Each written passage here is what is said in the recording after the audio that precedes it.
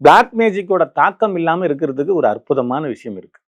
கெடுதலான காரியமா இருந்தாலும் சரி, மாந்திரிக வேலைப்படுதலா இருந்தாலும், ஒரு கிரக சூழ்நிலையா இருந்தாலும் சரி, உங்கள பாதிக்க கூடாது. யாரா இருந்தாலும் அதுதானே எதிர்பார்ப்பாங்க. எந்த கெட்ட அப்படிங்கிறதுக்கு சக்தியும் நம்மள நெருங்க என்ன பண்ணணும் சார்? அதுதான் மக்களுக்கு ரொம்ப ஆமா. முக்கியம். என்ன பண்ணணும்? இப்ப வந்து ஒரு சின்ன கதை மாரி ஒண்ணு பார்த்தீங்கன்னா, சிறுதுண்டன்னு ஒருத்தர் இருந்தாரு. சிறுதுண்டன்னு ஒருத்தர் இருந்தாரு. அவரு வந்து சிவனடியார்களுக்கெல்லாம் டெய்லி அன்னம் இடுறது, எது கேட்டாலும் குடுக்குறது. இந்த மாரி ஒருத்தர் இருந்தாரு. இத சிவபெருமான் நோட் பண்ணிக்கிட்டே இருந்தாரு. அப்படியா? சரி நான் வர்றேன்டா உன் வீட்டுக்கு என்னதான் அப்படின்னு சொல்லி. அங்கிருந்து சிவபெருமான் சிவனடியாரா அவர் வீட்டுக்கு வந்தாரு. இது கதை இல்ல. உண்மையா நடந்த வரலாறு. சரிங்களா? அங்கிருந்து சிவபெருமான் வந்தாரு. வந்த உடனே அவர் என்ன கேட்டாருன்னா, "ஐயா உங்களுக்கு என்ன வேணும் சாப்பிட?" அப்படின்னு கேட்டாரு. "எனக்கு பிள்ளைக்கறி வேணும்னு" சொன்னாரு.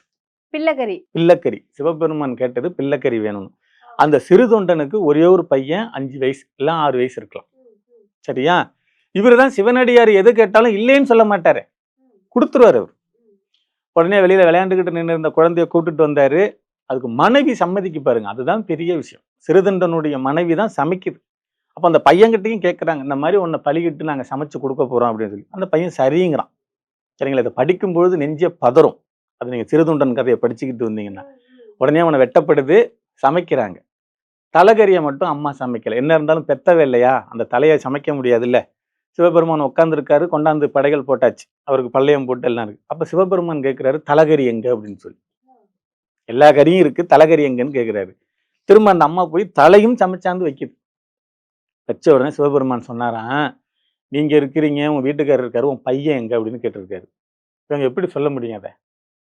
அவங்க அதுக்குள்ளேயே மனசுக்குள்ளேயே நினைச்சுக்கிட்டு அழுகுறாங்க. அப்ப சிவபெருமான் சொன்னாராம், "வெளியில போய் கூப்பிடுங்க வருவான்" அப்படின்னு சொல்லி.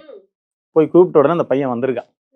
சரிங்களா? இத எதுக்கு நான் சொல்ல வரேன் அப்படின்னா, நீங்க கடவுள வழிபாடு பண்ணும் பொழுது குடுக்கணும்னு முடிவு பண்ணிட்டீங்கன்னா, எதுவா இருந்தாலும் குடுக்க தயாரா இருந்தீங்கன்னா, அந்த கடவுளே இறங்கி வந்து உங்க வீட்ல குடியிருக்கும். அப்புறம் எப்படி உங்கள பிளாக் மேஜிக் தாக்கும்?